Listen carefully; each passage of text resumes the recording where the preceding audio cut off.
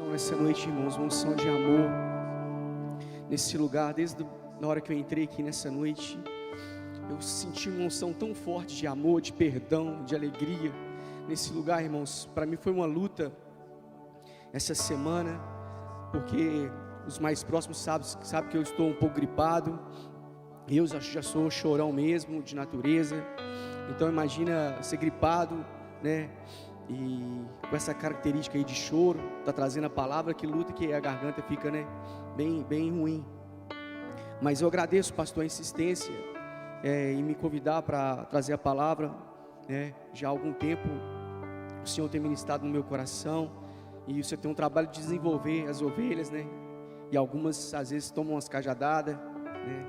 E eu louvo o Senhor pela tua vida, tá, querido? Eu sei, queridos, que Deus vai transmitir o recado dele nessa noite, independente do mensageiro. Isso é fato. A Bíblia diz em Isaías 55 que assim será a palavra que sai da minha boca, não voltará para mim vazia, mas fará o que me apraz e prosperará naquilo para que a designei. É natural você se adaptar com um outro mensageiro. Eu gosto muito de ouvir o Juscelio, né? Outros já não gostam, outros gostam mais de pregadores mais pentecostais, né? Alguns gostam do Luiz Hermínio, né? Outros gostam do Silas Malafaia. Enfim, cada um tem uma característica, né? Tem uma forma aí de ouvir a palavra do Senhor, né? E eu sei que muitos também, às vezes, acabam o culto, vão para casa e ainda pegam o restinho de outro culto, né? Às vezes colocam no YouTube e ainda consegue ouvir a palavra daquela pessoa que tem um carinho, tem um apreço. Não há nada de errado nisso. A gente quer se alimentar e a ovelha precisa se alimentar, né, Maurício? Independente de onde ela está comendo, que seja a palavra de Deus, né? Então que ela coma. Mas, para quem não me conhece, eu não sou aqui de Varginha, eu sou natural de Belo Horizonte. Eu congrego aqui na PIB. Comecei a congregar na PIB, foi a minha primeira igreja aqui em Varginha. Depois eu vim para a IBV. Eu sou casado já, a Nalva está aí? Deixa eu ver, não, né? Um homem não pode esquecer, mas ela não está aqui. Eu acho que é 17 anos que eu sou casado. E tem uma filha de 14 anos, a Mariana, né, que está lá atrás. Então, eu sei que Deus trouxe a minha casa para cá. Eu tenho um carinho muito grande com os irmãos, queridos, né? Eu vim, e quando eu saí de Belo Horizonte para cá, eu confesso que eu vim muito frustrado. Eu morava numa casa do lado da casa dos meus pais, né? Então eu estava almoçando todo dia, estava jantando todo dia com os pais, né? Quase que a Nalva não cozinhava, só ficava lá, né, filando, e eu junto. E criou uma afinidade muito grande com os meus pais. Para sair de lá e vir para cá, foi algo muito dolorido para a gente. A gente tinha já uma função na igreja, no corpo de Cristo ali, Felipe. A gente também ajudava no louvor, né? Eu também tocava bateria lá, né? Mas foi um sofrimento muito grande, irmãos, né? Eu confesso que eu lembro às vezes assim no culto de domingo à noite, enquanto a igreja meio que me enviou, né? Parecia que eu era até missionário, estava me enviando, né? Chamou eu lá na frente, chamou minha esposa e orou por nós, pela Mariana. Eu chorei bastante, foi bem dolorido. Mas quando eu cheguei aqui, né, eu encontrei irmãos que me abraçaram, né, que choraram comigo, né. Eu tenho alguns aí que posso contar, eu sei disso. Mas eu sempre tive dificuldade de fazer as amizades, sabe? Eu tenho aprendido algumas coisas ao longo da vida. Eu não estou muito velho não, mas eu já estou com 40, e eles falam que depois dos 40, muita chave vira, né, dentro da nossa mente, né. Estou só com 40, tá, queridos? 41, já me dedaram ali. E uma das coisas que eu tenho aprendido, irmãos, é que não existe relacionamento vertical com o Senhor sem relacionamento horizontal, sabe? Se você talvez está em casa, está me ouvindo e você não está congregando mais, porque a pessoa que não congrega, de duas uma, ou ela acha que ela é melhor do que os outros, ou ela acha que é pior do que os outros. E os dois pensamentos são pensamentos que não estão no coração de Deus. É na igreja que a gente sofre, é na igreja que a gente apanha, é na igreja que a gente cresce junto. É aqui, ó. Às vezes confiando numa pessoa, e essa pessoa falando mal de você. E sabe o que me deixa mais maravilhado na Bíblia? É que a Bíblia não esconde os defeitos. E nós temos essa falsa ideia de que na igreja as pessoas são perfeitas. Então, você olha para um Abraão, que vai no Egito buscar uma escrava, Maurício. E você começa a olhar, e você vê Davi, que é chamado homem segundo o coração de Deus, e que olha no telhado, vê uma mulher se banhando, e comete uma loucura, para se deitar com essa mulher. Então, é aqui na igreja que eu tenho aprendido a sofrer, sabe? Aprendido a respeitar os irmãos, a orar, a saber também que eu não sou tão bom quanto eu achava que era, pastor. Porque às vezes a gente acha que, olha no espelho, né, e acha que você é menos pecador.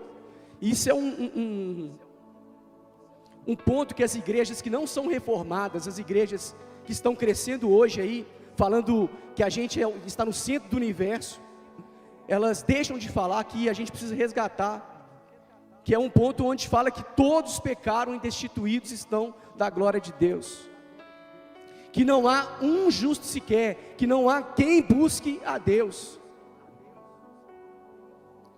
Abra comigo a sua Bíblia, no livro de Gênesis, no capítulo 1, e veja o versículo 26 comigo.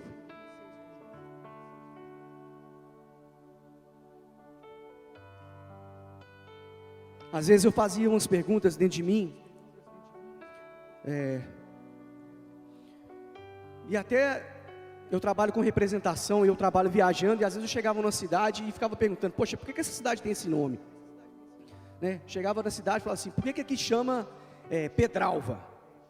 Por que aqui chama Maria da Fé?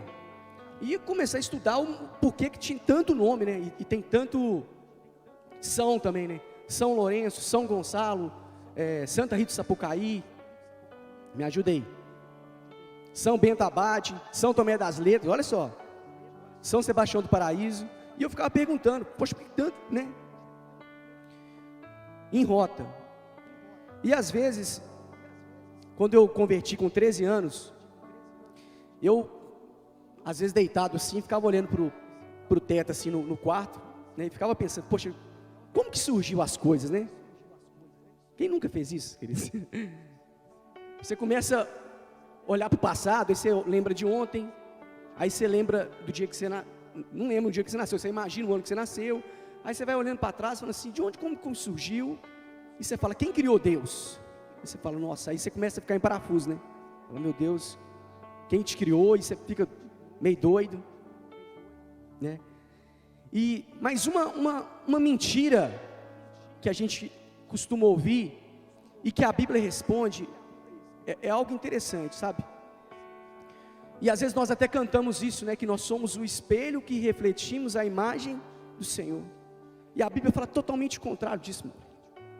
Olha comigo, capítulo 1, versículo 26, diz assim, façamos o homem à nossa imagem, conforme a nossa semelhança. Isso foi um desígnio da Trindade ali, né, em fazer o homem Adão, a imagem e a semelhança da Trindade.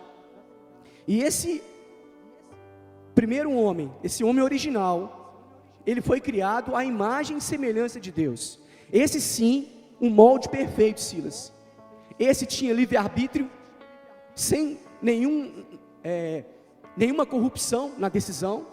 Ele era livre para decidir. E pasmem, um Deus que tem visão, tem presciência de saber que esse homem que ele ia criar, ia cair. Ele cria esse homem livre. Ele cria esse homem livre. Livre para decidir se quisesse ou não viver no jardim. Isso aqui é amor. Não existe amor sem liberdade. A gente ouve isso também, né? Não existe amor sem liberdade. Um amor que aceita o não como resposta. Um amor que dá ao filho. E se o filho decidir se rebelar e pedir herança, e gastar tudo, e ele vai ficar de braços abertos, esperando o filho voltar. E eu ficava pensando, poxa Deus, por que esse mundo é tão mau? Crianças que nascem com câncer, com leucemia, com problemas, né? Gente, eu tenho uma fé, mas a minha fé é racional. Amém, irmãos? Às vezes as pessoas pensam que o crente é burro, que ele não estuda, que ele não busca informação, que ele é leigo. Não, a Bíblia nos convida a prestar um culto racional e também olhar as coisas de forma racional. Não é preciso ser muito inteligente para olhar o mundo e ver que está faltando alguma coisa, não, irmãos. Não é preciso. E a gente começa a entender aqui, ó, porque no capítulo 26, esse homem criado à base do amor, livre, ele é tentado, mas logo à frente, vá comigo, mais um pouco, até o capítulo 5, e você vai ver o resultado da queda do homem. Um homem que agora perdeu a sua semelhança. Nós perdemos a nossa imagem original de Deus, nós perdemos a nossa semelhança. Estudiosos falam que Adão, ele tinha tanta capacidade, porque Deus o colocou no jardim para lavrar o jardim, e o jardim, a região geográfica do jardim era tão grande, que um homem não teria condição de lavrar esse local, se ele não tivesse algo diferente do que nós temos hoje. Superpoderes, né? Alguns falam que ele até voava, né? A Bíblia não relata nada disso, mas ela relata no versículo 3 do capítulo 5, que Adão, que outrora havia sido criado à imagem e semelhança de Deus, agora caído, ele gera um filho, do qual eu e você somos descendentes, do qual os que estão aqui na igreja, os que estão lá fora, os que estão hoje vivos ou mortos, todos nós fomos descendentes desse homem aqui. Viveu Adão e gerou um filho à sua semelhança, conforme a sua imagem, e lhe chamou Sete. Uau! Aí você me pergunta, Fábio, onde você quer chegar com isso? O que você está dizendo com isso?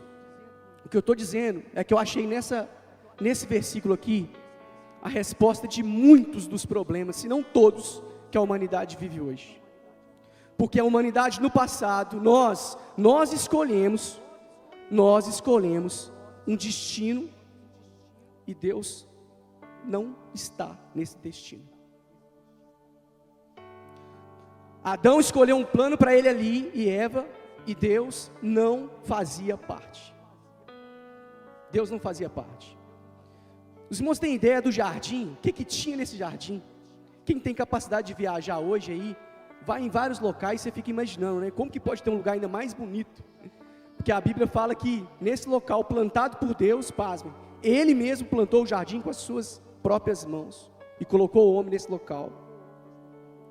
Ele poderia comer de todos os frutos, exceto o fruto do conhecimento do bem e do mal, e da árvore da vida. E o homem dá ouvido à serpente, se serpenteia, igual o pastor gosta de falar, e ele decide viver na independência, sabe? Esse bebê lindo que às vezes é apresentado aqui, é um pequeno pecador igual eu e você, sabe? Às vezes nós olhamos assim, inocentinho, tão bonzinho, mas ele carrega no seu DNA, o pecado original, e por meio do pecado do primeiro Adão, toda a humanidade nasce em pecado. Os que estão aqui cantando, os que estão lá fora dançando, toda a humanidade nasce em pecado. Caminhe comigo um pouco mais. Como consequência desse pecado original de Adão, nós levamos hoje uma vida bem difícil, bem difícil, e a terra também, que a Bíblia fala que a terra geme e ela sofre pela manifestação dos filhos de Deus. A terra sofre com isso, e nós também sofremos. Alguns falam que o trabalho foi maldição. Na verdade, o trabalho não é maldição, o homem não foi amaldiçoado para trabalhar. O trabalho é bênção do Senhor.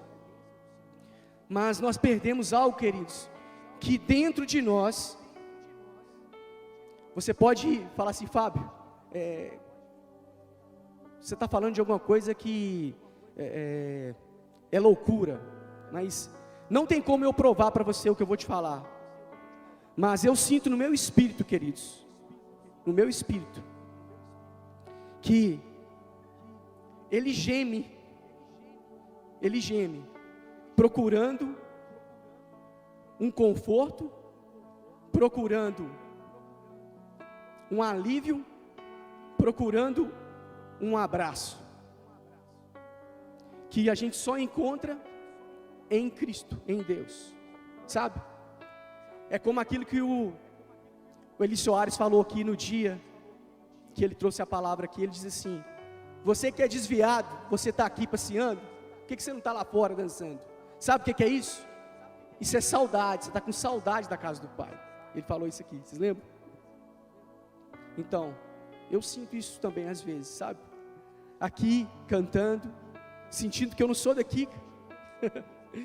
E muitos, com dinheiro, com carro do ano, com casa, com tudo, continuam sofrendo, porque não conseguem preencher esse local, preencher esse espaço, que é um espaço que só cabe o Senhor. É aquele espaço que, no final da tarde, Adão ficava esperando o Senhor voltar, sabe? Para conversar com Ele. Para conversar com Ele. Nós perdemos isso, porque a Bíblia diz que os nossos pecados fazem separação entre nós e o nosso Deus. O nosso Deus é santo, e Ele não compactua com o pecado. Essa é a primeira consequência que nós temos hoje, nós sofremos, por causa da queda de Adão, do pecado original. Nós estamos hoje separados de Deus. O segundo ponto, como consequência, a morte. Aí alguns estudiosos falam assim, lá em Romanos 6:23, se eu não estiver enganado, diz assim: porque o salário do pecado é a morte. Aquele que trabalha pecando, ele vai ter um salário, é a morte. Alguns estudiosos falam assim: Fábio, então, o homem original, criado no jardim, sem pecado, se ele não tivesse caído, ele viveria eternamente? Já que o salário do pecado é a morte? É uma boa pergunta. Mas se existir a árvore da vida, que é a da árvore da vida eterna, que a gente vai ver em Apocalipse, que nós vamos ter acesso a ela, para a glória do Senhor, né? Eu acredito que não. Mas fato é que, com essa queda, Adão caiu, e com essa queda, todos nós caímos também. Então hoje nós temos morte física e morte espiritual, sabe? Imagina esse cenário: você tinha comunhão com Deus, você agora é separado, você é expulso do jardim. Aí você está falando: Fábio, que loucura é essa que você está falando? Você acredita que existiu o jardim? Às vezes a gente tem algum adolescente aqui que fala: poxa, eu não tenho coragem de falar na minha sala ou na faculdade que existiu o jardim. Cara, pesquisa um pouco. Hoje a geração tem muita informação e pouco conteúdo. Estuda um pouco, você vai observar, e a gente tem estudado isso na escola bíblica dominical aqui, que inúmeros povos contam a história de um certo Adão que foi expulso de um jardim. Povos que nem são citados na Bíblia, que falam dessa história. Então eu não tenho dúvida nenhuma que a Bíblia é a palavra de Deus.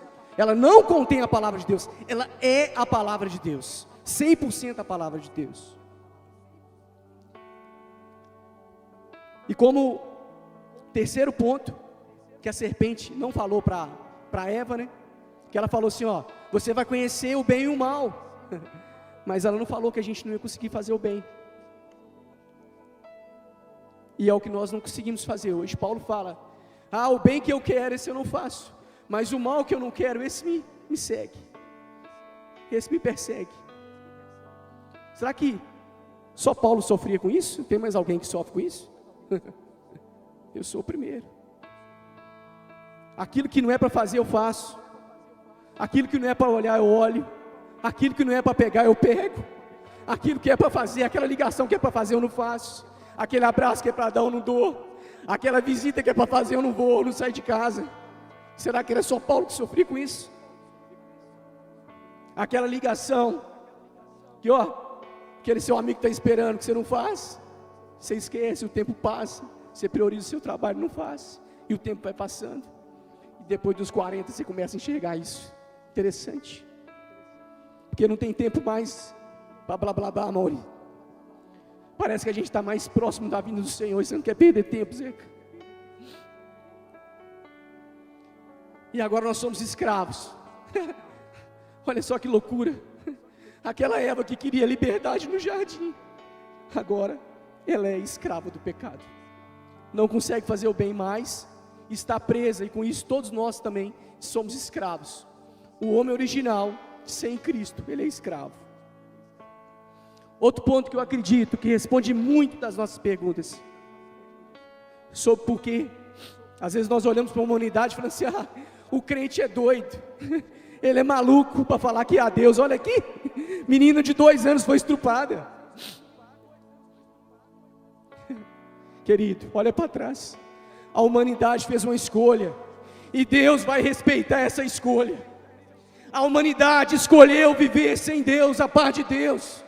Ele vai continuar no lugar do trono, Ele vai continuar sendo soberano, mas Ele vai responsabilizar o homem. Ele vai responsabilizar o homem no seu devido tempo. Então as doenças que nós carregamos hoje, doenças que vêm do ventre, lembre, a matriz original, ela caiu no pecado. Então isso explica. E é uma loucura os judeus pensarem igual pensavam no passado, né, pastor? Aqui, um leproso, ele nascia leproso ou ficava leproso porque ele era um pecador, porque ele era um amaldiçoado. Na verdade, nós, no pecado, todos nós somos leprosos. Diante desse cenário que eu falei aqui, se Deus quisesse condenar toda a humanidade, Ele seria justo. Diante desse cenário onde toda a humanidade decide viver uma vida longe de Deus, Ele seria justo. Sem Jesus, se todos nós aqui fôssemos condenados ao inferno, Deus seria justo. Mas que bom que essa história não termina aqui. Que bom. Que bom que nós nascemos também nessa geração, que a gente pode olhar o passado, a gente pode olhar o Antigo Testamento, e a gente vê um Abraão, e você fala, Abraão? Olha, está parecido com alguém que eu conheço. Abraão que está sacrificando um filho no altar, é esse? Ué, esse menino está parecendo, esse menino não abre a boca na hora que ele está sendo crucificado. Esse menino está parecendo alguém. Você começa a ler para trás Gênesis, e você vai para Mateus, e você fala, ué, parece que essa história está repetida. Parece que essa história está repetida. Aí você começa a ler a história de José, e você começa a entrar nos detalhes da história de José, e você fala, olha, esse homem também não abre a boca, ele é um libertador, foi vendido pelos irmãos. Queridos, agora sim nós vamos começar a mensagem. Coloque para mim aqui, Romanos capítulo 5, versículo 12. Diante desse cenário de enfermidade em que a terra estava, Maurílio, só existia um remédio. Só um remédio. Portanto, da mesma forma como o pecado entrou no mundo por um, E pelo pecado a morte, assim também a morte veio a todos os homens, porque todos pecaram. Todos pecaram. Aí você pode falar assim: Fábio, nossa, mas que injustiça é essa? Eu não pedi para nascer.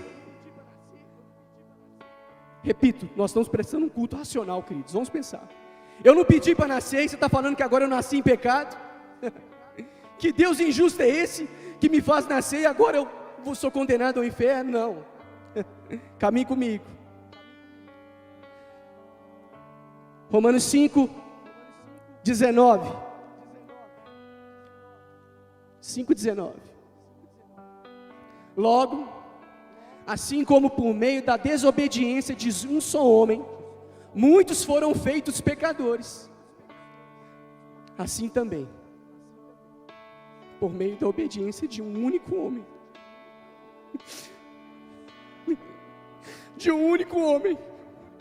muitos serão feitos justos.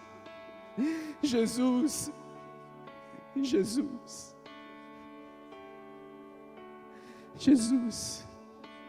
Eu não sei o que é mais bonito, o amor de Deus ou a obediência de Jesus. Eu não sei o que é mais bonito, o amor de Deus de enviar o seu filho ou a obediência de Jesus. Queridos, eu sou chorão assim mesmo, não preocupa não, eu não estou chorando para fazer você chorar não, de verdade. Mas sabe o que me dói mais? Nós vamos abordar três pontos aqui, pastor, para finalizar. 3 pontos nós vamos abordar. E esses 3 pontos são características daqueles que compreenderam que mereciam a condenação. E hoje eles carregam dentro de si isso como colunas. Quando eles colocam o joelho no chão e confessam a Jesus como Senhor, essas 3 colunas são criadas dentro dele.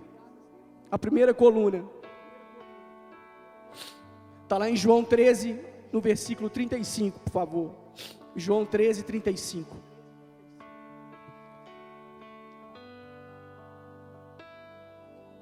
Pode colocar aí. A primeira coluna, o primeiro efeito colateral aí do remédio de Jesus é esse aqui, ó. Se você não é vacinado ainda com Jesus, perca a oportunidade nessa noite não, meu querido. Com isso todos saberão que vocês são meus discípulos, se vocês se amarem uns aos outros. Se vocês tiverem coragem de olhar no olho, de pedir perdão, de pedir desculpa, se amarem uns aos outros. A primeira coluna é o amor. E às vezes a gente vê pessoas com muito tempo de igreja pedindo ao Senhor: Deus, eu quero falar em línguas, eu quero profetizar, eu quero o dom de curar. Poxa, abra aí 1 Coríntios 13 na sua casa e você vai descobrir, o maior dos dons, Felipe, o amor. O maior dos dons. Agora resta a esperança, a fé e o amor, mas o maior deles é o amor. Segunda coluna está lá em 2 Coríntios capítulo 12, versículo 10.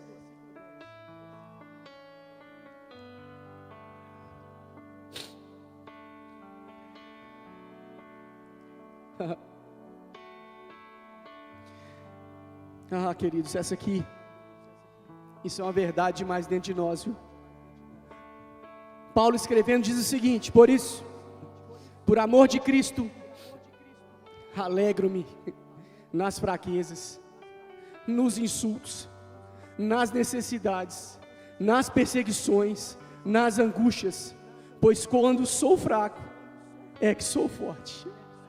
A alegria é a segunda coluna, uma alegria que não depende das circunstâncias, uma alegria que não depende das circunstâncias, com mantimento, sem mantimento, com emprego, sem emprego, com doença, sem doença, com filho em casa, com filho na rua. tendo que comer, não tendo que comer, uma alegria que não depende das circunstâncias. É a segunda coluna, é o segundo efeito desse remédio aí, Jesus, dentro de nós, sabe? O amor e a alegria. O terceiro, para fechar, queridos, está lá em Lucas capítulo 7, o verso 47, e aqui nós vamos voltar até um pouco para entender um pouco mais desse texto. Abra comigo Lucas capítulo 7.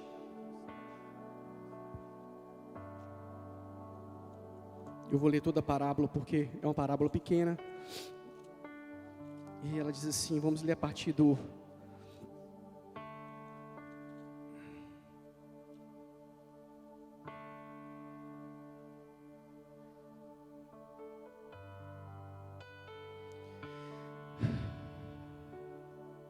Diz 36. Lucas capítulo 7, 36, pode ser? Vamos caminhar. Diz assim: convidou um dos fariseus para que fosse jantar com ele. Jesus foi convidado para jantar na casa de um fariseu, de um religioso, de um crente, quem sabe, de qual denominação. E eis que uma mulher da cidade, pecadora, sabendo que ele estava à mesa na casa do fariseu, levou um vaso de alabastro, com unguento, e estando por detrás aos seus pés, chorando, regava-os com suas lágrimas, e os enxugava com os próprios cabelos, e beijava-lhes os pés, e os ungia com unguento. Você consegue imaginar a cena, querido? Ao ver isso, o fariseu que o convidara disse consigo mesmo: se este fora profeta, bem saberia quem e qual é a mulher que lhe tocou, porque é pecadora. Dirigiu-se Jesus ao fariseu e lhe disse: Simão, uma coisa tenho a dizer-lhe. Ele respondeu: dize-a, mestre. Certo credor tinha 2 devedores. Um lhe devia 500 denários e o outro 50. Não tendo nenhum dos 2 com que pagar, perdoou-lhe a ambos. Qual deles, portanto, o amará mais? Respondeu-lhe Simão: suponho que aquele a quem mais perdoou. Replicou-lhe: julgaste bem. E voltando-se para a mulher, disse a Simão: vê esta mulher? Entrei na tua casa e não me deste água para os pés. Esta, porém, regou os meus pés com lágrimas e os enxugou com os seus cabelos. Não me deste ósculo. Ela, entretanto, o ósculo era um beijo no rosto na entrada, tá, queridos? Um cumprimento. Ela, entretanto, desde que entrei, não cessa de me beijar os pés. Não me ungiste a cabeça com óleo, mas esta com bálsamo ungiu os meus pés. Por isso te digo: perdoados lhe são os seus muitos pecados, porque ela muito amou. Mas aquele a quem pouco se perdoa, pouco ama. Eu sou esse que devia um pouquinho mais. Eu sou esse talvez que devia 500. E às vezes nós achamos que devíamos só 50. Sabe qual que é o perigo de você achar que você devia pouco?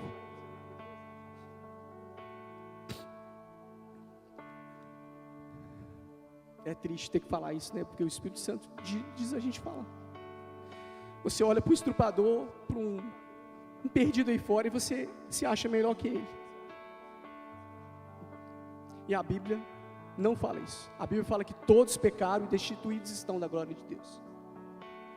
Aquele que é transgressor de um ponto da lei, ele é transgressor de toda a lei.